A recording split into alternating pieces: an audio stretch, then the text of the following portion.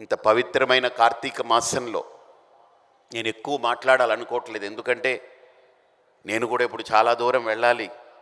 మీరు ఏదో నా మాట విని ఉచ్ఛ్వాస నిశ్వాసలు కూడా బిగబంధించి అలా కూర్చున్నారు. కాబట్టి మీ అందరికీ ఈ భక్తి టీవీ తరపున, భక్తి టీవీ సిబ్బంది ఇప్పుడు వాళ్ళు సంకల్పించారు, వాళ్ళు ఆలోచించారు. కానీ ఇంతమంది సిబ్బంది, ఇన్ని వందల మంది మీ అందరి కోసం ఏర్పాట్లు చేయడంలో నిమగ్నమై వాళ్ళు కూడా ఈ కార్యక్రమానికి నిలబడ్డ వాళ్ళకి, అలాగనే భక్తితో ఇక్కడికి విచ్చేసి 5:30కు వచ్చి ఉంటారు. ఇప్పుడు 10:30 అవుతా ఉంది.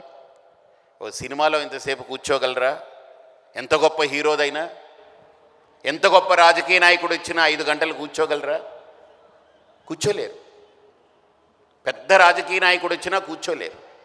ఒక గొప్ప సినిమా వాళ్ళు వచ్చినా మనం కూర్చోలేము 5 గంటలు. ఓ మంచి సినిమా అన్న 5 గంటలు కూర్చొని చూడలేం. కానీ అలాంటిది ఒక భక్తి అనేది 5 గంటలు కాదు, 50 గంటలైనా మనల్ని కూర్చోబెట్టగలిగే శక్తి ఒక భక్తికి మాత్రమే ఉంది. మిగతావన్నీ వినోదాత్మకమైన రంగాలు, ఆహ్లాదాన్ని ఇచ్చే రంగాలు, మనందరికీ మంచి పంచే రంగాలే. కానీ మనలో శక్తిని కలిగించి రగిలించి ఎన్ని గంటలైనా అలా నిలబెట్టుకోగలిగేటువంటి ఆ మంత్రం ఒక భక్తిలో ఉంది. అందుకనే మీరందరూ కూర్చుని ఈరోజు మంచిగా ఈ కార్యక్రమాలన్నీ ఆస్వాదించారు.